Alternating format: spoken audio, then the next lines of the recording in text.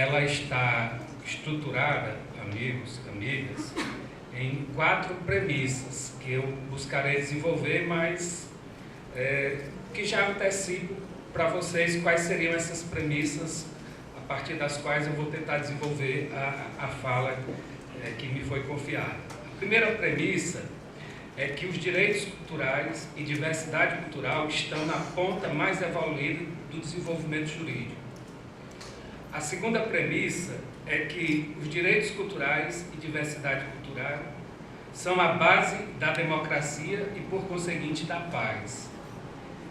A terceira premissa é que direitos culturais e diversidade cultural têm limites.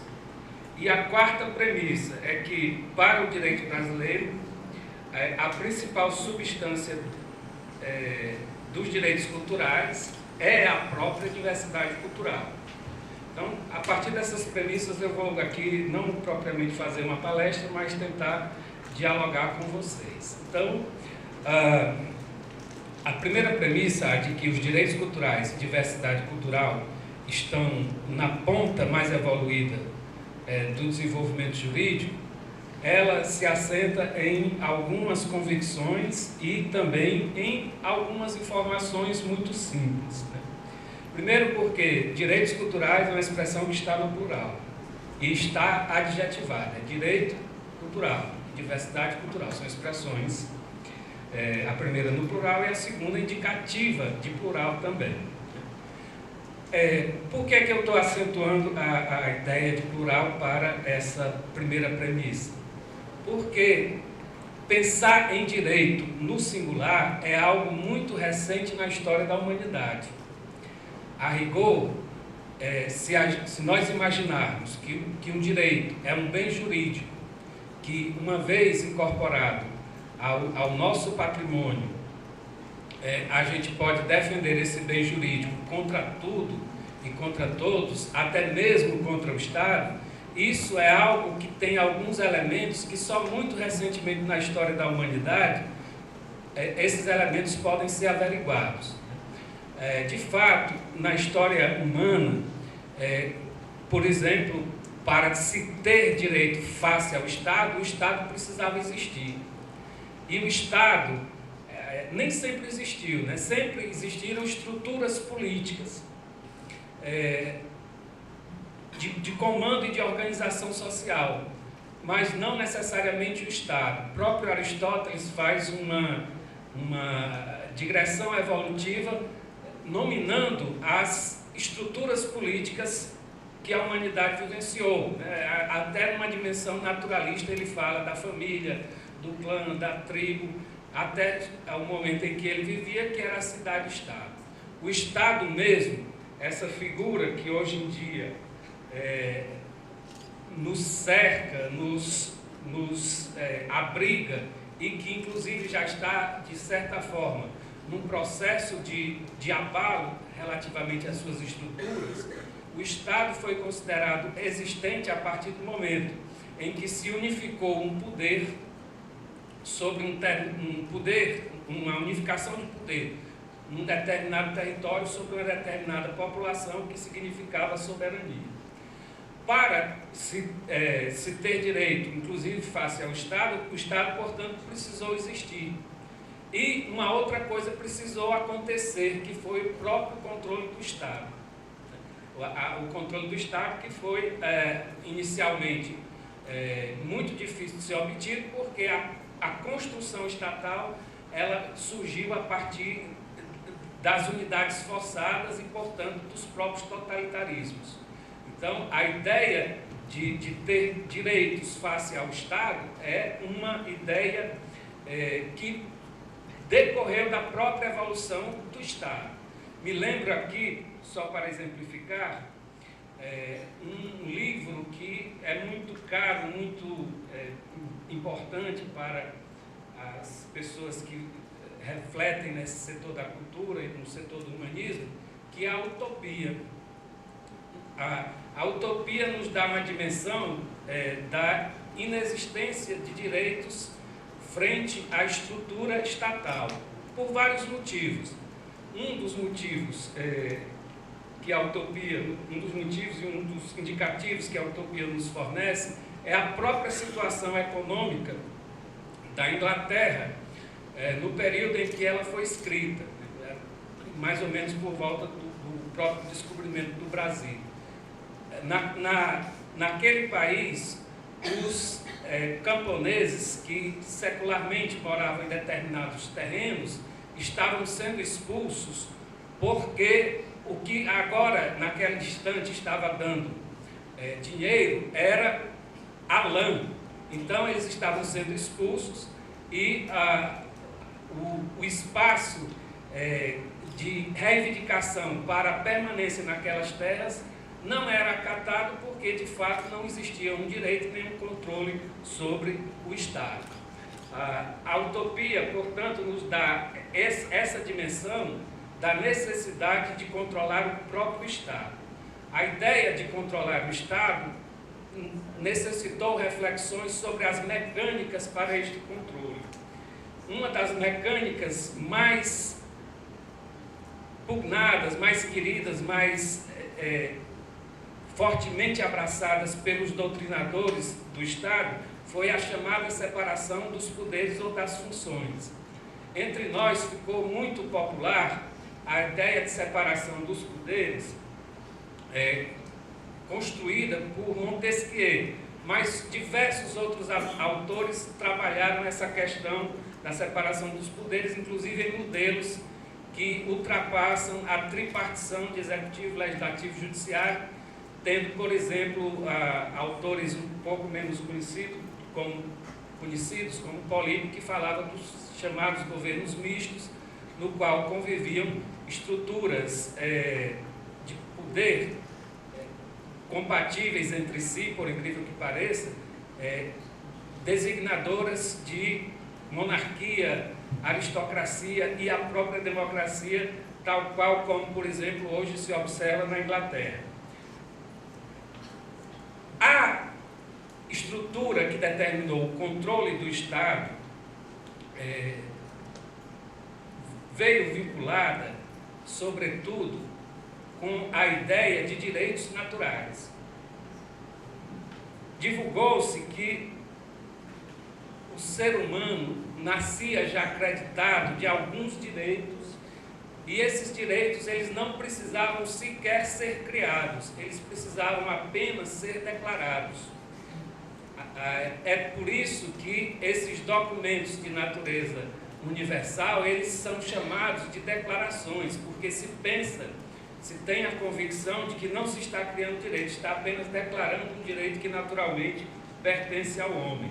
Portanto, numa situação de inexistência de direitos para uma situação em que se passou a ter direitos, obviamente que o primeiro conjunto de direitos que se pugnou era um conjunto de direitos pequeno, acanhado e que refletia o momento seguinte. Por exemplo, na Revolução Francesa de 1789, na Revolução Francesa, o conjunto de direitos que se pugnou na Declaração de 1789, a Declaração dos Direitos do Homem e do Cidadão, tinha uma característica de pedir liberdades. Por qual razão? Porque não se imaginava que o Estado poderia ser um fornecedor de bens, um alimentador de igualdades. O Estado, a figura estatal, a figura política que tinha na memória, na precedência da memória, só chegava às pessoas para tributar. Era todo tipo de tributo, tributo in natura, o tributo para a guerra, o tributo até mesmo de natureza sexual, como muitos sabem aqui, o chamado direito à primeira noite. Então não se imaginava essa possibilidade de o Estado ser um fornecedor de bens para a população. E por isso a característica dos primeiros direitos que surgiram, que eram os direitos humanos e os direitos do cidadão especificamente, já fazendo uma divisão os 17 artigos da Declaração de 1789 tinham essa característica de direitos e liberdades. Ocorre que o lema que animou a Revolução Francesa, todos sabem aqui, era igualdade, liberdade e fraternidade, hoje em dia muito vinculado à ideia uma ideia que se critica bastante de vinculação à burguesia, mas é um lema que, creio eu, está na matriz de todo o pensamento democrático universal. Péricles, por exemplo, no final da Guerra do Peloponeso, foi fazer aquele discurso fúnebre em homenagem aos soldados que morreram naquela Guerra do Peloponeso, disse que a democracia lá tinha por características igualdade na liberdade para fins comuns. Esses fins comuns, é claro que a gente pode traduzir pelo mesmo esquema, se fizermos a comparação aí com o lema da Revolução Francesa, de solidariedade. Portanto, não é uma ambição apenas ou um desejo de burgueses, mas um desejo basilar da própria democracia. E esses três núcleos mirados pela humanidade, eles foram um desejo do sempre, mas uma tarefa para os séculos. Inicialmente, como se disse, de maneira processual, os direitos pugnados e os quais tínhamos condições de obter seriam inicialmente esses direitos de liberdade. Mas o farol dos outros valores estava aceso e muitas mentes, muitas ações perseguiram essa luz e, por exemplo, apareceram com muita fortaleza as ideias socialistas, dizendo que não bastava liberdade em ambiente de extrema desigualdade. Essa liberdade em ambiente de desigualdade o que ela provocava necessariamente era mais desigualdade. Então, as ideologias, por exemplo, marxistas, elas tiveram e têm um papel muito importante porque forçaram uma reflexão para agregar aos direitos de liberdade direitos de igualdade. E em 1948, a humanidade, e aí sim a humanidade, porque a declaração de 1789 foi uma declaração puramente francesa de rebeldia do terceiro Estado, mas em 1948, depois de uma experiência terrível vivenciada pela humanidade, de uma grande carnificina, inclusive uma grande possibilidade estúpida de aniquilação da própria vida no planeta, os países se uniram para estabelecer uma nova declaração de direitos, e agora construído pelos diferentes. Essa declaração de 1948, como bem disse aqui a nossa anfitriã, Juliana, ela tem, de fato, 2 artigos relacionados aos direitos culturais. O artigo 22, que fala genericamente da tríade de novos direitos inseridos na história da humanidade, dos direitos sociais, econômicos e culturais, e no artigo 27, que fala também, e aí de uma forma mais específica, de direitos culturais específicos como arte, literatura e coisas do gênero. Então, essa especificação, essa ampliação de direitos ocorre, segundo podemos vislumbrar na metáfora da pedra jogada nas águas do lago de águas mansas. Quando jogamos uma pedra numa água assim colocada, aparecem aqueles círculos que vão se ampliando. A ideia dos direitos fundamentais, dos direitos humanos, é duplamente de ampliação. Ampliação na quantidade e ampliação no núcleo dos destinatários.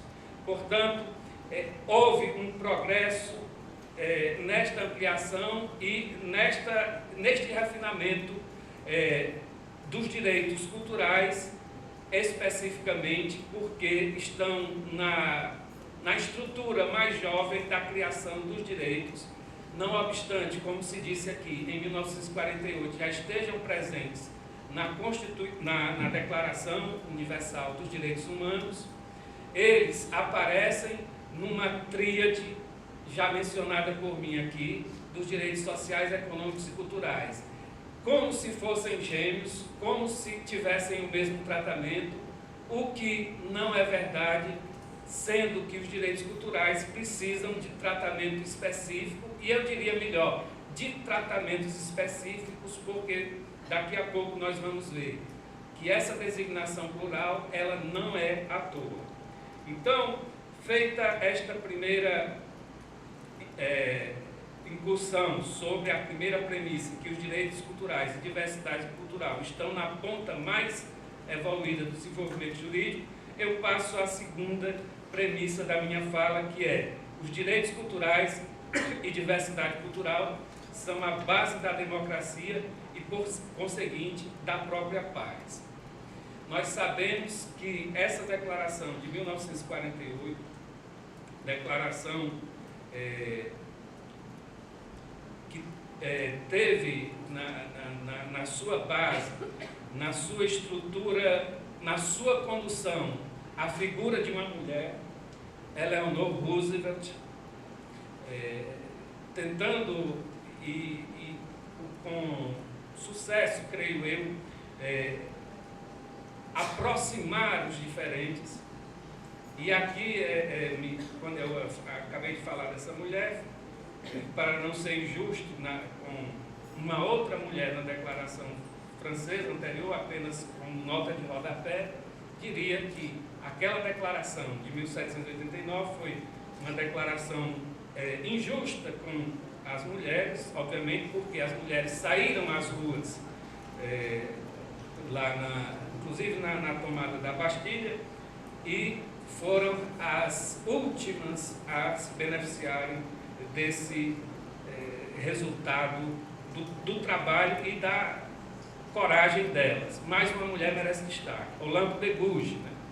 Foi uma mulher, uma atriz que fez uma declaração igualitária, não foi uma declaração no sentido de pugnar por uma preponderância da mulher, mas estabelecer igualdade entre homens e mulheres. E o resultado foi que Olympe de Gouges foi guilhotinada em decorrência do seu pensamento. Bom, mas por que os direitos culturais e a diversidade cultural são a base da democracia? Sabemos que o contexto da criação dessa declaração foi o momento posterior àquela carnificina já mencionada. A ONU foi criada precisamente para a grande missão de estabelecer a paz entre os povos. E as guerras que antecederam a essa necessidade de conclusão universal relativa à paz aconteceram precisamente porque certos grupos humanos não admitiam a convivência com outros grupos humanos em condição de igualdade. Então, a própria dimensão da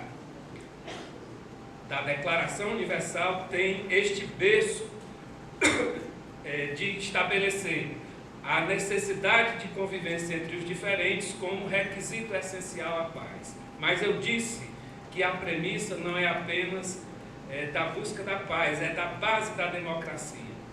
As duas declarações que eu me referi aqui, elas trazem os elementos necessários e caracterizadores da democracia. Por exemplo, ao dizer que ninguém pode ser submetido a uma lei para a qual não colabore diretamente ou por meio dos representantes em eleições justas e livres.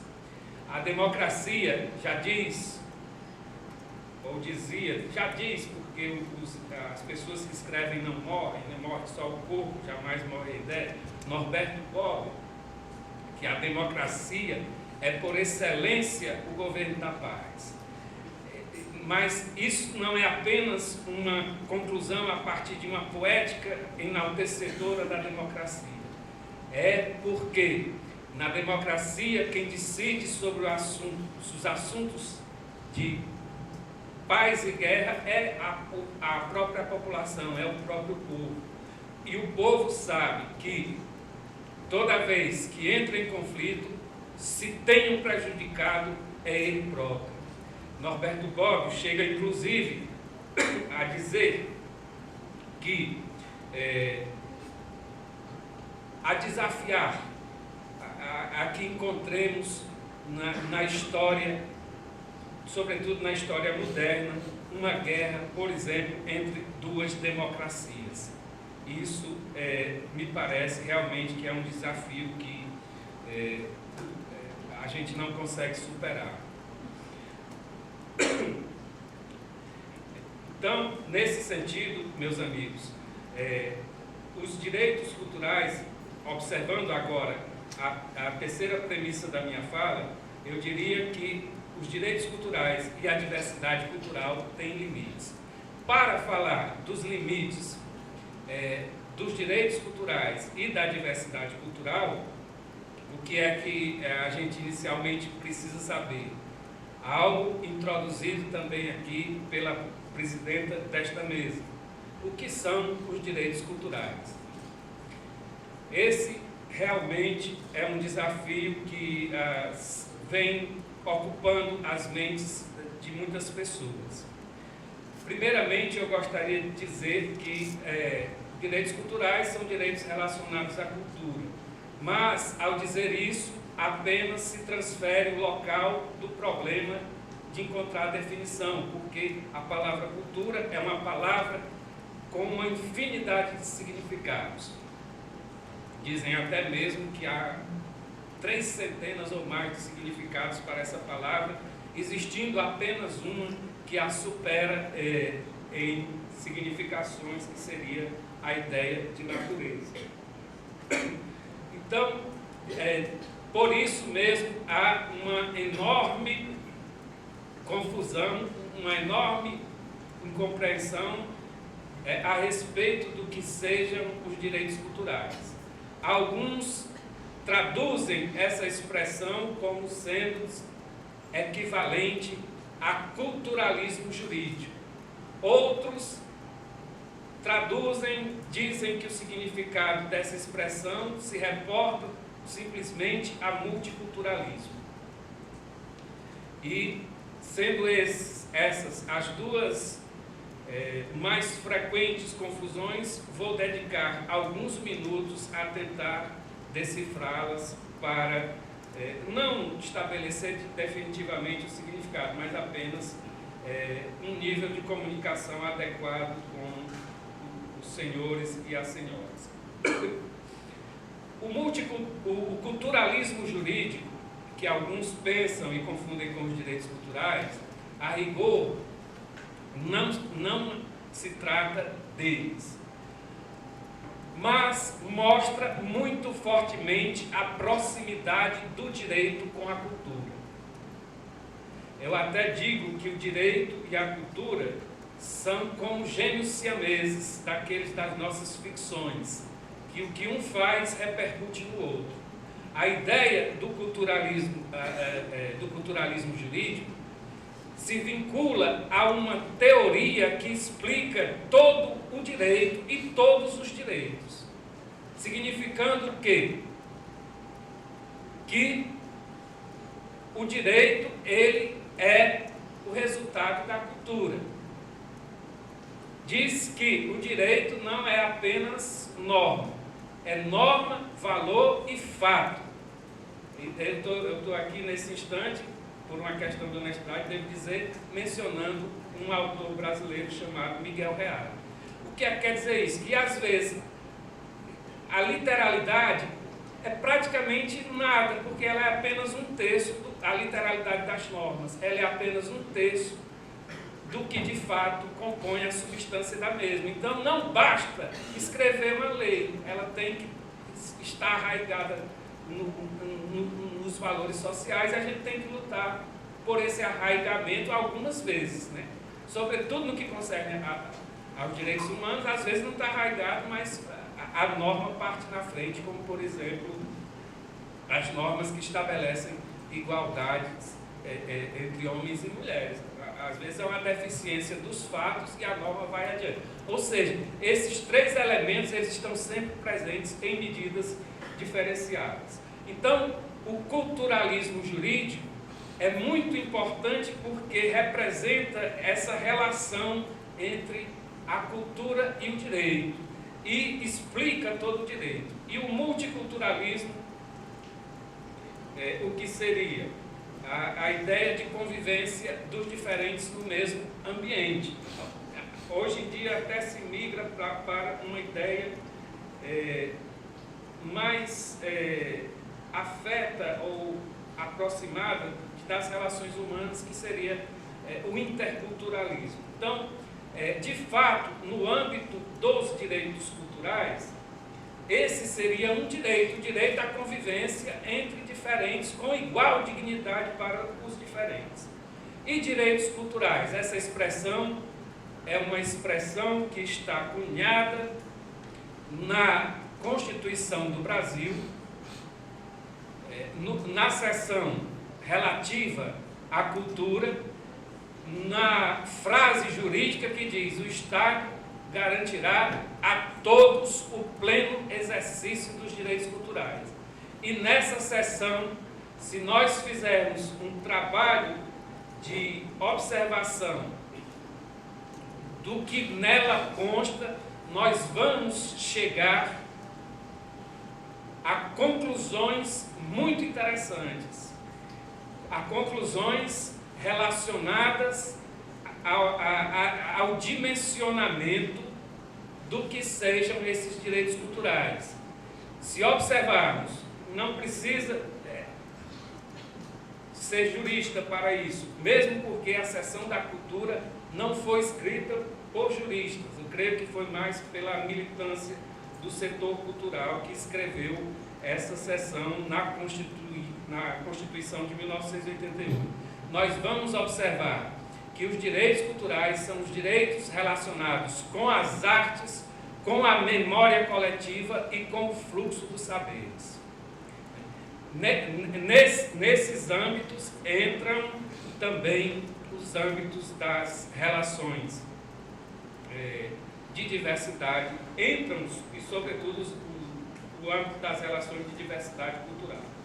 Então, o objetivo dessa premissa é tentar observar que os direitos culturais são amplos, são plurais, mas têm limites. E quais são os limites que eles têm? Os limites, primeiramente, de natureza lógica de qualquer direito. Quais são eles? São basicamente 3 limites. O perfil jurídico para eles traçado, ou seja, como é que eles estão desenhados na legislação. O segundo limite é o exercício concomitante dos direitos culturais com outros direitos fundamentais. E o outro limite lógico é o exercício do mesmo direito por outras pessoas. Então, nenhum direito, e isso é da própria natureza do direito, pode ser concebido de forma ilimitada. Aliás, a própria Convenção da Diversidade das Expressões Culturais diz que nenhuma interpretação desse instrumento pode ser feita se conduzir à violação de direitos humanos já consagrados. Portanto, há limites, mas esses limites são os limites, se insistirmos na ideia de desenho jurídico, os limites que consagrem, que não violem os demais direitos fundamentais. E, por último, a última premissa, a última premissa que eu tentarei desenvolver aqui com vocês é a seguinte: para o direito brasileiro, a principal substância dos direitos culturais é a diversidade cultural. Eu costumo dizer que A nossa Constituição, todo mundo já ouviu falar nisso, que é uma Constituição que as pessoas apelidam-na de prolixa, né? grande. A minha tese em relação a esse aspecto do gigantismo da nossa Constituição é a tese de que isso próprio representa a participação diversa e plural da nossa sociedade sobre esta Constituição. Aliás, a minha outra hipótese a respeito desse assunto é a seguinte, que a rigor, a única constituinte que de fato tivemos na história do Brasil, de natureza democrática, foi a de 88. As outras, nós até tivemos outras constituições, mas não se teve a participação que essa teve, né? E é uma Constituição muito longa porque todo mundo quis falar. E na medida do possível, ela abrigou todas as falas e essas falas estão abrigadas na possibilidade da convivência plural. Eu pensei aqui, por exemplo, alguns tópicos da Constituição, essa Constituição que, por ser grande, ela de fato tem 9 grandes títulos, mais um ato de disposições transitórias. Nasceu com 250 artigos, mas já teve 73 emendas, uma ainda está para ser publicada, 67 mais 6 de revisão. E eu digo que ela, para simplificar esses conteúdos, eu digo que ela tem conteúdos dogmáticos, conteúdos estruturantes e conteúdos operacionais. O que são os conteúdos dogmáticos da Constituição? São aqueles conteúdos dos valores que são considerados essenciais. A nossa Constituição tem uma característica muito interessante. Em primeiro lugar, ela não trata de regra nenhuma. O título primeiro da nossa Constituição diz assim, o nome dele é dos princípios fundamentais, e o título segundo é dos direitos e garantias fundamentais. E esses princípios e esses direitos fundamentais, eles constituem, do ponto de vista jurídico, dogmas. Essa palavra é mais da religião, né, que são as convicções imutáveis. No nosso caso do direito, elas são quase imutáveis. Elas só não são imutáveis porque elas podem ser acrescidas para melhor e não para pior. Elas são insuprimíveis alguns valores, né? Então, desde o preâmbulo da Constituição até o ato das disposições transitórias, nós vamos ter normas valorizadoras da diversidade cultural. Por exemplo, no preâmbulo, a gente tem que o preâmbulo é aquele texto que vem antes dos artigos. Os objetivos do Brasil é constituir uma sociedade fraterna, pluralista e sem preconceitos. Os 4 primeiros artigos da Constituição formam o título dos princípios fundamentais. E o Brasil tem 5, como se fossem 5 colunas que sustentam o nosso país na dimensão axiológica. Uma delas é a dignidade da pessoa humana. E ninguém pode ser guarnecido, né, em termos de dignidade, protegido em termos de dignidade, se não for aceito como é, na sua diferença, na sua manifestação. E um outro pilar que eu menciono aqui no próprio artigo 1º é o pluralismo político.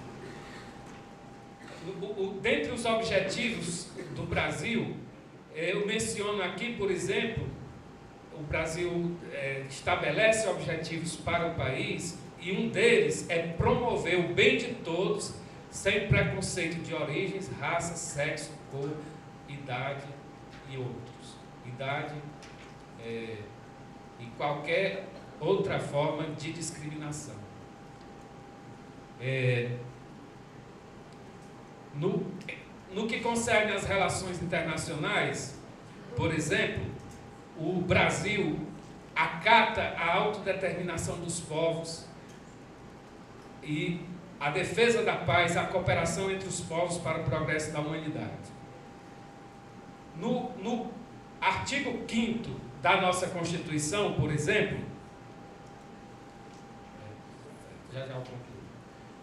no artigo 5º da nossa Constituição, por exemplo, nós temos, como foi mencionado aqui pela presidente da mesa, as liberdades de pensamento. Elas estão na matriz.